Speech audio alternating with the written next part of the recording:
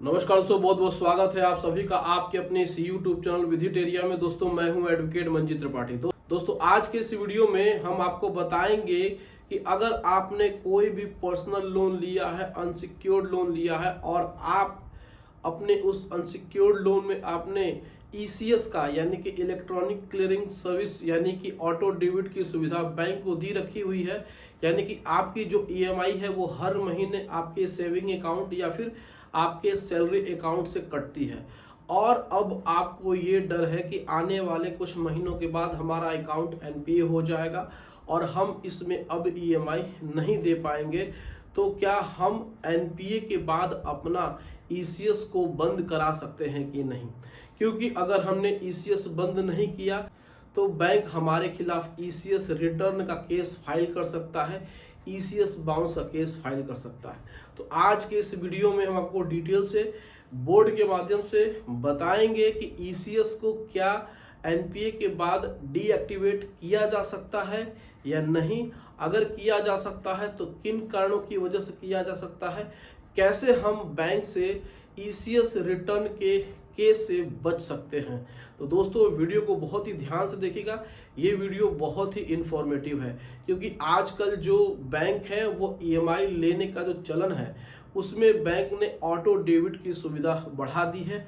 अब bank security के रूप में चेक बहुत कम ले रहे हैं। तो ऐसे लोगों को जो कि नौकरी पेशा वाले हैं, यानी कि जिन्होंने अपनी सैलरी के बेस पे पर्सनल लोन या बिजनेस लोन लिया हुआ है और उन्होंने अपनी ईएमआई को देने के लिए ईसीएस की फैसिलिटीज बैंक को दिया है नैस के माध्यम से, तो फिर उनकी जो ईएमआई है हर महीने उनके अकाउंट से डेबिट हो जाती है ऑटोमेटिक। तो ऐसे कंडीशन में बैंक जाने की झंझट नहीं होती, ईएमआई पे करने की झंझट नहीं होती है, समय समय पे आपकी ईएमआई पे होती रहती है। लेकिन ये जितना ही सुविधाजनक है उतना ही ये एक बहुत खतरनाक भी है, क्योंकि जब आपका अकाउंट एनपीए होता है तो यही सुविधा आपके लिए घातक सिद्ध होती है और फिर बैंक इसी का सहारा लेकर के आपके ऊपर मुकदमा करता है। तो बैंक क्या करता है कि यहाँ पर पेमेंट एंड सेटलमेंट एक्ट, तो bank payment and settlement act 2007 के सेक्शन 25 में ईसीएस बाउंस का केस फाइल करता है। ईसीएस बाउंस का केस जो कि आपका एनआईए एक्ट में 138 के बराबर ही होता है। तो ऐसे सिचुएशन में जितना ये आपके लिए सुविधाजनक है उतना ही ये बहुत ही घातक और बहुत ही डेंजरस है। तो आप ये सोचते हैं कि क्या हमारा जो ईसीएस है उसको हम बंद करा सकते हैं या नहीं? अगर हम बंद करा सकते हैं तो उसके लिए सिचुएशन क्या क्या होनी चाहिए, तो आज के इस वीडियो में हम आपको डिटेल से बोर्ड के माध्यम से समझा रहे हैं, समझने की कोशिश करिएगा क्योंकि ऐसी वीडियोस यूट्यूब पे बहुत ही कम आपको देखने को मिलेंगी। तो आइए हम आपको स्टेप बाय स्टेप समझाने की कोशिश करते हैं। देखिए इसमें कुछ शर्तें हैं, कुछ पॉइंट्स हैं, हमने कुछ पॉइंट्स को बनाया है, उस पॉइंट्स के ही हिसाब से हम डील करेंगे, आपको बताने की कोशिश करेंगे कि किन किन कंडीशन में आपका ईसीएस बंद हो सकता है। पहला जो कंडीशन ये है कि आपकी जो नौकरी है वो प्राइवेट होनी चाहिए। प्राइवेट सेक्टर में आप अगर जॉब करते हैं तो आपका ईसीएस किसी भी कंडीशन में बंद हो जाएगा। अगर आपका गवर्नमेंट जॉब है यानी कि आप गवर्नमेंट एम्प्लॉय हैं तो ईसीएस बंद होने में मुश्किल होती है, क्योंकि प्राइवेट जॉब की सिक्योरिटी नहीं होती है। आज काम कर रहे हैं, कल हमको कंपनी किसी भी रीजन से निकाल सकती है। तो ऐसे में जो हमारी सैलरी अकाउंट है उसी के आधार पर अगर हमने पीएल लिया हुआ है यानी कि अनसिक्योर्ड लोन लिया है तो वो बंद हो सकता है। ऐसे कंडीशन में पहली जो शर्त है कि आपकी जॉब अगर प्राइवेट है तो आपका ईसीएस बंद हो जाएगा, अगर गवर्नमेंट जॉब है तो आपके लिए यहाँ पे मुश्किल है। दूसरा जो कंडीशन वो ये है कि आपका अकाउंट एनपीए नहीं होना चाहिए। एनपीए नहीं होना चाहिए। मान लीजिए कि आप जॉब कर रहे हैं मल्टीनेशनल कंपनी में और आपने मल्टीनेशनल लेवल कंपनी में जॉब करते करते आपको ये लगा कि आपको एक पर्सनल लोन की जरूरत है, आपने लोन ले लिया। अब आपको ऐसा लगता है कि आने वाले समय में हमारी जॉब छूट जाएगी और हमें पैसा नहीं मिलेगा तो हमारा अकाउंट एनपीए हो जाएगा और बैंक हमारे ऊपर ईसीएस रिटर्न का केस फाइल कर देगी। तो ऐसे कंडीशन में एनपीए होने से पहले ही आप अपने सैलरी जहां पे आपकी क्रेडिट होती है उस बैंक को आप एक एप्लीकेशन फाइल करके अपना ईसीएस बंद करा सकते हैं। तो ऐसे कंडीशन में अगर आपका एनपीए नहीं है तो आपका ईसीएस बंद हो जाएगा।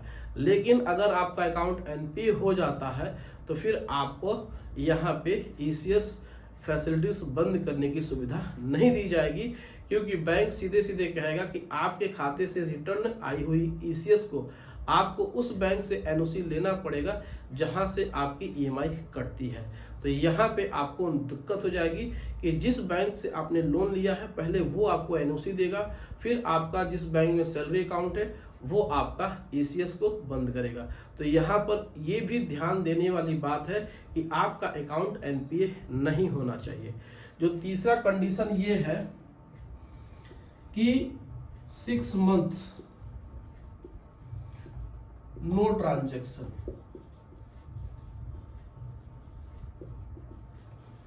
अगर आपके सैलरी अकाउंट या फिर आपके सेविंग अकाउंट में से 6 महीनों के में अगर पैसा क्रेडिट नहीं हो रहा है, यानी कि जिस कंपनी में आप जॉब करते हैं जहां से भी आपकी सैलरी आती है या फिर जहां से भी आप पैसा अपने अकाउंट में आप डिपॉजिट करते हैं, अगर वहां पे क्रेडिट नहीं हो रहा है 6 महीने से ज़्यादा में, तो यहाँ पे आप अपने बैंक को एप्लीकेशन दे करके अपने ईसीएस को बंद करा सकते हैं। दोस्तों, ईसीएस के लिए यही 3 मेन कंडीशन होती है कि आप इन 3 कंडीशन के आधार पे अपने ईसीएस को बंद करा सकते हैं। ईसीएस बंद कराने से ये फायदा होगा कि बैंक आपके ऊपर ईसीएस रिटर्न का केस नहीं फाइल कर पाएगा और फिर आपको कहीं से भी समन्स नहीं आएंगे, नहीं आपके ऊपर दुगना ईएमआई पे करने का बर्डन होगा, किसी कोर्ट से नोटिस नहीं आएगी। तो अगर आपने भी पीएल या फिर अनसिक्योर्ड लोन लिया है और आपने ईसीएस एक्टिवेट करा के रखा है तो आप इन बेसिस के आधार पे, इन पॉइंट्स के आधार पे आप अपने बैंक से ईसीएस फैसिलिटीज को रिमूव करा सकते हैं। जब आप ईसीएस फैसिलिटीज को रिमूव करा देंगे तो फिर बैंक के पास कोई राइट नहीं बचता है, कोई भी पॉइंट बचेगा नहीं कि वो आपके ऊपर ईसीएस रिटर्न का केस फाइल करे, यानी ईसीएस बाउंस का केस फाइल करे। तो ऐसे में आप एकदम अपने आप को बचा सकते हैं। अन्यथा अगर आपने पीएल या फिर कोई भी अनसिक्योर्ड लोन लिया है और आपके अकाउंट में ईसीएस एक्टिवेट है और वह 3 महीने में, यानी कि एनपीए की कैटेगरी में 3 महीने से लगातार वो रिटर्न हो रहा है, तो फिर बैंक आपके ऊपर ईसीएस रिटर्न यानी कि ईसीएस बाउंस का cash payment and settlement act 2007 के सेक्शन 25 में कर सकता है, जो कि आपके सिविल कोर्ट या फिर किसी दूसरे शहर के सिविल कोर्ट से आपको समन्स आ सकते हैं और वहां पे आपको अपीयर होकर के आपको केस लड़ना होगा। अगर आप भागते हैं, छुपते हैं तो फिर वारंट इशू भी हो सकता है। तो ऐसे सिचुएशन में सबसे बढ़िया ऑप्शन ये है कि आप ईसीएस तो पहले दीजिए ही मत, किसी भी लोन में ईसीएस की फैसिलिटीज मत दीजिए। हो सके तो आप खुद जाकर के अपना पैसा जमा करें। अगर बैंक बहुत ज़्यादा प्रेशर कर रहा है कि आप ईसीएस एक्टिवेट नहीं कराएंगे तो हम आपको लोन नहीं देंगे, तो ईसीएस कराने के बाद आप कुछ दिनों के बाद ही उसे डीएक्टिवेट करा सकते हैं। इससे आपके ऊपर कोई भी प्रॉब्लम नहीं आएगी। तो दोस्तों, यह जानकारी आपको कैसे लगी आप हमें कमेंट करके अपनी राय जरूर बताइएगा। दोस्तों, वीडियो अच्छी लगी हो तो वीडियो को लाइक कर दीजिएगा, इसे अपने दोस्तों और रिश्तेदारों में शेयर कर दीजिएगा और हमारे चैनल को सब्सक्राइब करके हमें सपोर्ट जरूर प्रदान करिएगा। दोस्तों, मिलते हैं अगली वीडियो में एक नए टॉपिक के साथ। तब तक आप अपना और अपने पूरे परिवार का ध्यान जरूर रखें। Thank you so much. जय हिंद दोस्तों।